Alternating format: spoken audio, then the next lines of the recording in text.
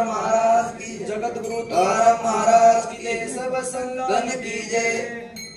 कैलासवासी नारायण संभाजी उतेकर, गाव गोलेगणी, पिंपलवाडी, तालुका पोलादपूर, जिल्हा रायगड येथील रहिवासी, यांचा दिनांक 17/7/2025 रोजी वयाच्या 82व्या वर्षी आकस्मिक म्हणता येणार नाही, अल्पशा आजारानेच दुःखद निधन झालं।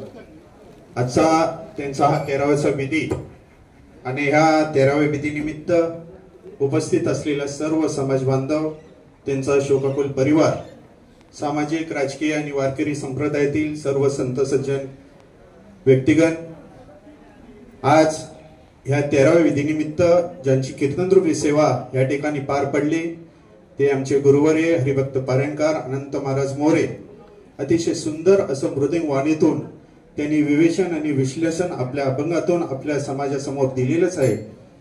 आज ह्या ठिकाणी कैलासवासी नारायण संभाजी उतेकर यांच्या पश्चात त्यांच्या पत्नी, 3 मुलगे आणि 1 मुलगी असा हा त्यांचा परिवार। भारतीय सेनेदलातून निवृत्त झाल्यानंतर ते पुण्यामध्येच ॲम्युनिशन फॅक्टरीमध्ये कार्यरत होते। येरवडा विभागात गांधीनगर परिसरामध्ये ते आपल्या परिवारासोबत राहत होते। तेथेच त्यांनी आपल्या परिवारातील मुलांना उच्च शिक्षित करून त्यांचा कुटुंब, त्यांचा परिवार योग्य मार्ग दाखवून ते आज त्यांच्यातून निघून गेलेले। बाबांबद्दल थोडक्यात सांगतो, वेळ फार कमी आहे। अत्यंत मनमिळावू स्वभाव जसा होता त्याचप्रमाणे रागीट स्वभावाचे होते, पण त्या रागामध्ये एक प्रेमभाव होता, सदाचार होता, आपुलकी, माया, ममता, या सर्व गोष्टी त्या रागामध्ये आम्हाला दिसून येत होत्या।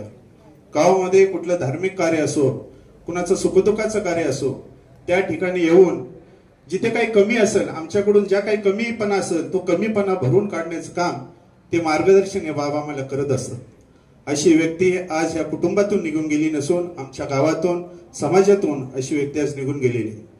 मी जास्त वेळ न घेता माझ्या परिवाराकडून, गाव गोलेगणी पिंपलवाडीकडून आणि पोलादपूर तालुका रहिवासी संघ पुणेकडून या बाबांना ईश्वर शांती लाभो अशी देवाजवळ प्रार्थना करतो। आज या ठिकाणी बरेचसे मान्यवर उपस्थित आहेत, वेळ अभावी सर्वांना श्रद्धांजलीसाठी इथे वेळ देता येणार नाही। मी ग्रामस्थ गोलेगणीकडून आपली क्षमायाचना मागतो सर।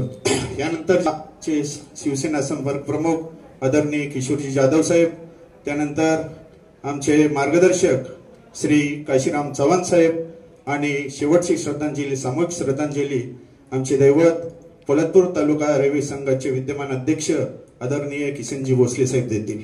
मी विनंती करतो श्री किशोर जाधव साहेबांना की आपण या ठिकाणी आज आपण इथं आमच्या गावचे रहिवासी नारायण संभाजी उतेकर यांच्या शेवटच्या विधीसाठी जमलेला सर्व शोकाकुल समुदाय आणि या कार्यक्रमानिमित्त आज इथं ज्यांचं सुश्राव्य असं अतिशय चांगल्या मार्गदर्शन ज्यांनी केलं ते आपल्याच विभागातील पोलादपूर तालुक्याचे रत्न, या संपूर्ण सातारा मावळ परिसरामध्ये, नगर परिसरामध्ये ज्यांनी आपल्या प्रवचनातून, प्रबोधनातून खऱ्या अर्थानं नावलौकिक केलं, ते आजचे कीर्तनकार हरिभक्त परायण आदरणीय अनंत महाराज मोरे। खरं तर हे त्यांचे बंधू हे वयाने मोठे असतील, परंतु ते माझ्या सख्या भावापेक्षा जास्त जवळचे आणि असा सगळा परिचय। बांधवांनो, आज इथं ज्यांच्या उत्तर कार्यासाठी आपण इथं जमलेलो आहोत, शोकाकुल सगळे लोक आहात, परंतु खास करून बाबांबरोबर बोलताना आताच इथं आमच्या शैलेश सुतेकरांनी इथं सांगितलं की अतिशय मोजक्या शब्दामध्ये त्यांनीही वर्णन केलं आणि कीर्तनातून माणसाने आयुष्यात जन्माला येऊन काय केलं पाहिजे त्याचं अचूक निदान देऊन कीर्तनरूपी सेवा जिथं महाराजांनी पार पाडली आणि त्यांचं प्रबोधन आणि त्याच्या पलीकडे जाऊन आपण काय बोलणार. परंतु समाजाच्या रीतिरिवाजाप्रमाणे आज त्यांचं इथं कुटुंब आहे, मुलं सुज्ञान मुलं आहेत, शिक्षित मुलं आहेत, सगळी मुलांना चांगलं शिक्षण दिलं, त्यांनी देशसेवा केली. पुन्हा एकदा अम्युनिशन फॅक्टरीमध्ये ते कामाला होते, परत तिथं आणखी देशसेवेचाच भाग झाला तो. अशा प्रकारचं चांगलं कार्य त्यांच्याकडून घडलं. शेवटच्या काळामध्ये त्यांनी गावाकडेही आपलं काही आयुष्य काही वर्ष व्यतीत केले आपल्या पत्नीसोबत आणि त्याच्यानंतर आता त्यांना तब्येतीच्या कारणानं मग पुण्यामध्ये येऊन वास्तव्य करावं लागलं. आज ते आपल्यातून निघून गेले. परंतु जाताना त्यांनी आपलं सर्व कर्म ज्यासाठी जन्माला माणूस येतो आणि जी समाजाची अपेक्षा असते त्याप्रमाणे सर्व आपलं कर्तव्य पार पडून आज समाजातून या कुटुंबातून या आमच्या उतेकर कुटुंबातून आणि गावातून आज ते निघून गेले असले तरी त्यांचा सहवास हा नेहमी, त्यांचं मार्गदर्शन, त्यांनी प्रत्येक वेळेला आमच्या चुकांना सुधारण्याचं ज्या काही जिथं जिथं आठवणी केल्या त्या आठवणींना उजाळा देण्याचा हा आजचा दिवस. बांधवांनो, अनेक लोक बोलणार आहेत आणि ते आज आपल्यातून निघून गेले असले तरी त्यांच्या मागे त्यांची 3 मुलं आहेत, एक मुलगी आहे, सर्व लग्न झालेले आहेत, सगळे गुण्यागोविंदाने राहत आहेत, आनंदात आहेत सगळे.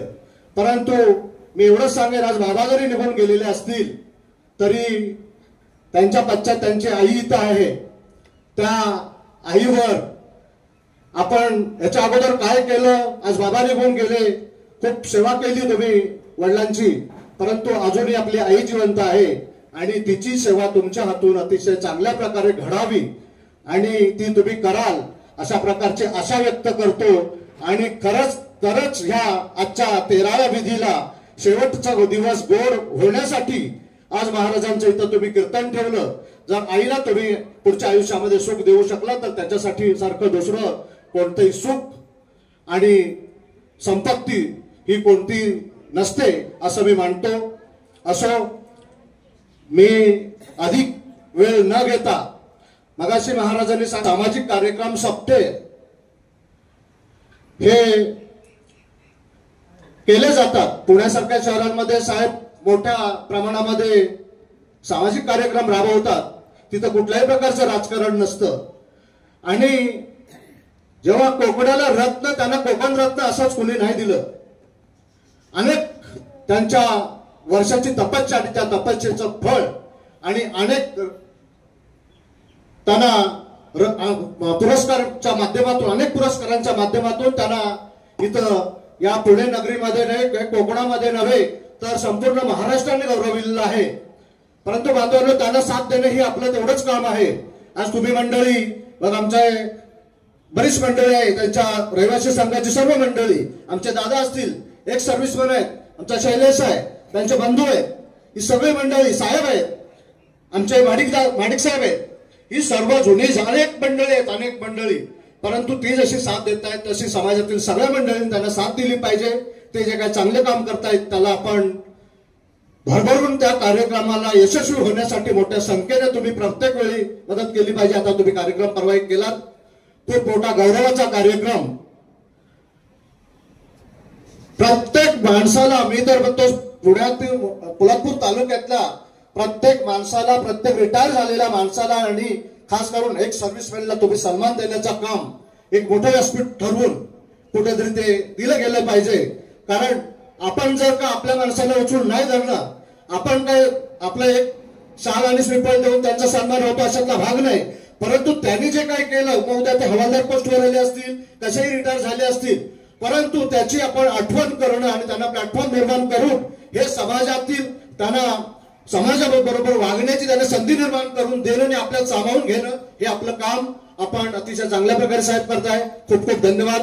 महाराज, तुम्ही कीर्तन रूपी सेवा, तुम्हाला असं वाटतंय लोकांना इकडे माहिती नाही महाराज काय करतायत.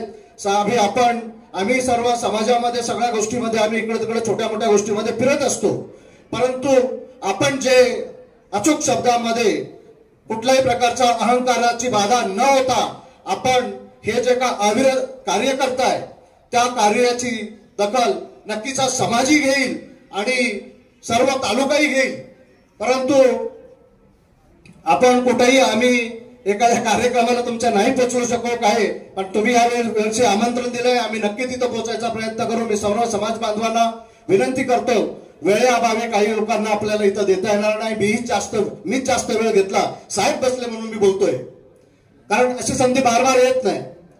आणि गोळेगणी गावच्या वतीनं, बहुजन समाज पोलादपूर तालुक्याच्या वतीनं, शिवसेना पोलादपूर तालुक्याच्या वतीनं मी त्यांना भावपूर्ण आदरांजली वाहतो आणि हे परमेश्वराला विनंती करतोय, परमेश्वरा या बाबांना तुझ्या चरणी अतिशय चांगल्या प्रकारची जागा दे आणि त्यांच्या आत्म्यात चिरशांती लाभू दे. कैलासवासी नारायण समाजी उत्तेकर त्यांच्या चरणी नतमस्तक होतो. तसेच त्यांच्या उत्तर कार्यनिमित्ताने उपस्थित असलेले सर्व संत माई बाप बंधू भगिनींना नमस्कार करतो.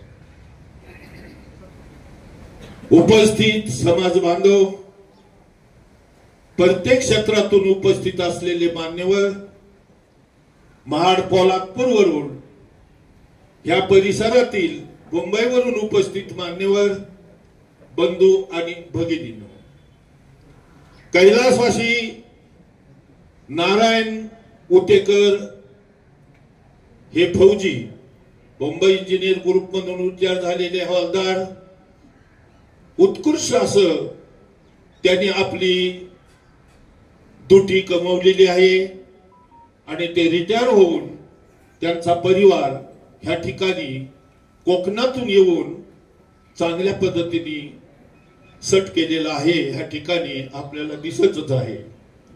त्यांच्या आत्म्याला शांती राहो असे कीर्तनकार सम्राट आमचे मोरे महाराज त्यांनी कीर्तन बोला त्यांना श्रद्धांजली वाहून कीर्तन मध्ये त्यांनी आपल्याला मार्गदर्शन केलेलं आहे. खरोखर त्यांचं कीर्तन ऐकण्यासारखं होतं. आपल्या खेडेगावामध्ये प्रत्येक गावामध्ये नारद मुनी असतात हे आपल्याला कळून त्यांनी दिलं. मग त्यांची महाराज 5वीच्या दिवसात दिवा गेला का? जे नारद मुनी आहेत गावाला इकडे तिकडे करणारे, महाराजांनी आम्हाला मार्गदर्शन असं केलेलं आहे की खरोखर 5वी 6वी आणि 12वी काय असतो ते सर्वांना कळलंय. पण 5वीच्या दिवशी जो दिवा जातो तो माणूस असो असतो का हो? बरोबर असाच असतो. मोबाईल नंबर तेव्हा खरोखर नारायण उत्तेकर हे माझे मित्र, त्यांची गुरं त्यांच्या गावाच्या वरच्या टेकडावर असायची, आमची गुरं खाली असायची. आणि त्यावेळेस जसं होळीच्या टायमाला आपण बोलायचो ना, तसेच गुरं चालताना सुद्धा एकामेकांची आमची भांडणं व्हायची की तुझी गुरं इकडे आली, जनावर आली, आमची जनावर तिकडे गेली. हे पूर्वीच्या काळामध्ये भूतकाळामध्ये जे चाललेलं होतं ते महाराजांनी आज सांगितलेलं आहे. आणि नारायण उत्तेकर आणि आमचं, त्यांची भाकरी आम्ही खायचो, ते आमची भाकरी खायचं, अशा पद्धतीने आम्ही दिवस काढलेले आहेत महाराज. आणि त्यांची आज आठवण आलेली आहे. खरोखर महाराजांनी कीर्तन असं सुंदर सांगितलेलं आहे आणि हे दर्शन तुम्ही केलेलं आहे. आमचे जाधव साहेबांनी सुद्धा आपल्याला मार्गदर्शन केलेलं आहे. काल सकाळ कार्यक्रम झालं. आमचे आदरणीय अध्यक्ष महोदय तो उपस्थित आहेत. खरोखर त्यांच्या आशीर्वादाने मार्गदर्शनाने आमचा खरोखर पोलादपूर तालुका आज ह्या ठिकाणी अगर पायाला गेलो तर हा उंच दर्जावरती आहे. आणि तो ठेवण्यासाठी जाधव साहेबांनी आपल्याला मार्गदर्शन केलेलं आहे. आपण सर्वांनी एकत्र, तरी पण मला या ठिकाणी एवढं बोलायचं आहे, त्या कार्यक्रमामध्ये जसे आम्हाला जी लोक आमच्या गावातली किंवा परिवारामधली हवी होती तशी काय आपल्याला तिथं पोहोचलेली नव्हती. हे बाकी आपण घर प्रदक्षिणा घ्यायला पाहिजे. या ठिकाणी मी पुन्हा आणखीन आमच्या नारायण आमचं ते मित्र आहेत त्यांना मी माझ्या परिवाराच्या वतीने, देवपूर गावाच्या वतीने श्रद्धांजली वाहतो. पुन्हा मंडल देवपूर गावाच्या वतीने श्रद्धांजली वाहतो आणि ह्या ठिकाणी थांबतो. जय हिंद. तो वेळाला वैकुंठ सोडून संता घरी राहिला. संत कृपा झाली फळे भारतीस आली.